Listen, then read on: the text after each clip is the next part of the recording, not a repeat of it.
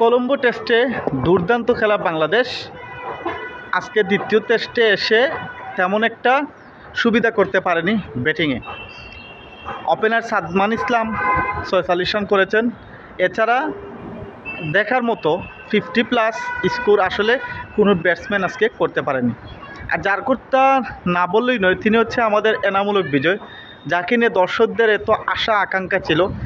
তাকে কেন এই ফর্মে থাকা ক্রিকেটারকে আসলে কেন জাতীয় দলে সুযোগ দেওয়া হয় না? জাতীয় দলে যখন সে সুযোগ পেল তখন সে ডাহা ফ্লপ করে যাচ্ছে। এই যে শ্রীলঙ্কা টেস্টে 3 ইনিংস ইতিমধ্যে 2টা টেস্টে 3 ইনিংস খেলে ফেলেছে, যেখানে 2টাতেই কিন্তু 0 রানে আউট হয়েছেন এনামূলক বিজয়। এবং আমরা যদি গরুয়া আসরগুলোতে দেখি, একজন মহা তারকা এনামূলক বিজয়, রানের বন্যা বইয়ে দিতে পারে সে। তার ব্যাটিং গড় সেঞ্চুরি অলরেডি 50 হয়ে গেছে, 50টা সেঞ্চুরি হয়ে গেছে। কিন্তু সেই এনামূলক বিজয় যখন জাতীয় দলে এসে সুযোগ পায় তখন সে ফ্লপ করে। আন্তর্জাতিক ক্রিকেটে এসে সে তার সহজাত ব্যাটিংটা করতে পারে না, আন্তর্জাতিক ক্রিকেটে সে ভালো করতে পারে না।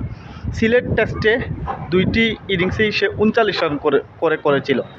এরপরে শ্রীলঙ্কা টেস্টে 2 ম্যাচের 3 ইনিংসের মধ্যে 2 ইনিংসেই কিন্তু 0 রানে আউট হয়েছে। আগের ম্যাচে সেঞ্চুরি করা নাজমুল হোসেন শান্ত মাত্র 8 রানে আউট হয়েছেন। মুশফিকুর রহিম মাত্র 35 রান করেছেন। দিন শেষে বাংলাদেশের সংগ্রহ দাঁড়াচ্ছে 220 রান 8 উইকেটের বিনিময়ে। বর্তমানে এবাদত হুসাইন এবং তাইজুল ইসলাম ক্রিজে আছেন অপরাজিত। হয়তো আগামীকালকে 2/5 ওভার তারা কাটাতে পারে। বাংলাদেশ যদি সর্বোচ্চ যেতে পারে তাহলে হয়তো প্রথম ইনিংসে 250 রান করতে পারে, এর বেশি বাংলাদেশ নাও করতে পারে। যদিও এই পিচে বোলিংদের কিছুটা সহায়ক ছিল, উইকেটের টান ছিল, বোলাররা কিন্তু ভালো সহায়তা পেয়েছে। যদিও বৃষ্টি এসে বাংলাদেশের প্রথম ইনিংসের প্রথম দিনে অল আউট থেকে কিছুটা বাঁচিয়ে দিয়েছে বাংলাদেশ ক্রিকেট দলকে।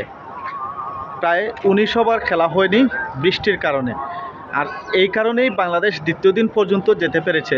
না হলে বাংলাদেশের আজকে ব্যাটিংয়ে যে অবস্থা ছিল, বাংলাদেশ 220 রান করেছে, আজকেই অল আউট হয়ে যেতে পারত, এমনকি আজকেই ব্যাটিং করার সুযোগ পেতে পারত শ্রীলঙ্কা। কিন্তু বৃষ্টি এসে এই জায়গা থেকে বাংলাদেশকে বাঁচিয়ে দিয়েছে।